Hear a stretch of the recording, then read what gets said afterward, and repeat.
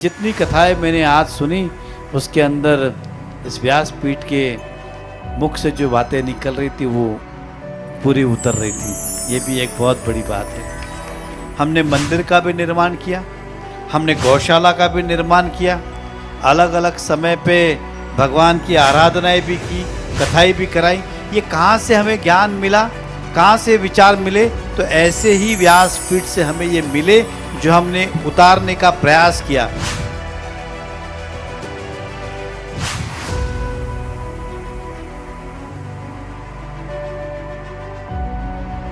आज हम सबका परम सौभाग्य है कि आज इस श्रीमद् भागवतम के द्वितीय दिवस में आज हमारे बीच मीरा बहेंदर के विधायक एमएलए आमदार श्री नरेंद्र मेहता जी हमारे बीच पधारे हैं।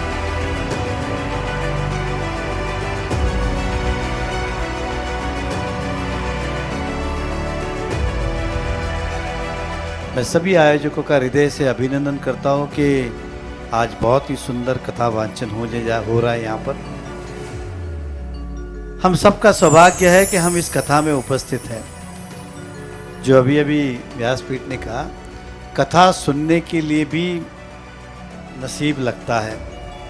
सोचते तो घर बैठ के बहुत जन है, लेकिन सब पहुँच नहीं पाते, वही पहुँच पाते जिसमें लिखा हुआ है। और हम सब ने कुछ अच्छा किया है, इसलिए आज हम यहाँ पे उपस्थित हैं।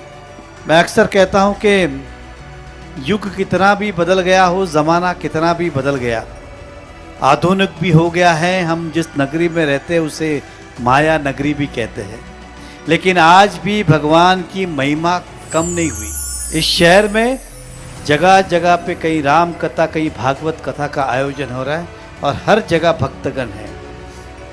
और ये इसलिए हो रहा है क्योंकि समय समय पे मीरा भाईंदर के अंदर भागवत कथा हो, राम कथा हो, इसका उच्चारण हो रहा है, एक आयोजन हो रहा है।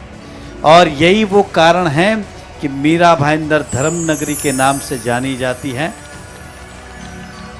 और जो यहाँ बैठा है वो जीवन में यही कोशिश करता है।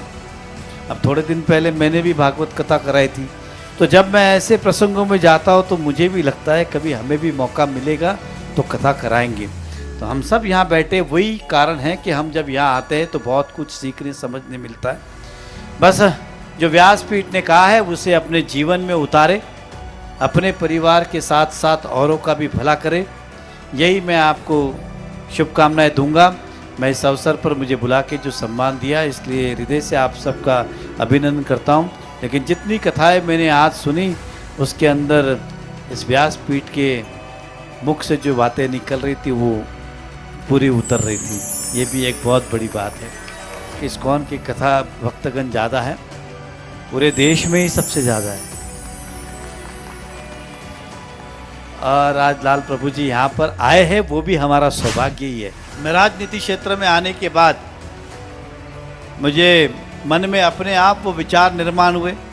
हमने मंदिर का भी निर्माण किया, हमने गौशाला का भी निर्माण किया, अलग अलग समय पे भगवान की आराधनाएं भी की, कथाएं भी कराई। ये कहाँ से हमें ज्ञान मिला, कहाँ से विचार मिले? तो ऐसे ही व्यासपीठ से हमें ये मिले जो हमने उतारने का प्रयास किया। और मैं भगवान से यही प्रार्थना करता हूँ कि हमें भी इतनी ताकत दे, शक्ति दे कि हम भी धर्म के कार्य में हमेशा निमित्त बनते रहे। ये हमारा सौभाग्य बना रहे।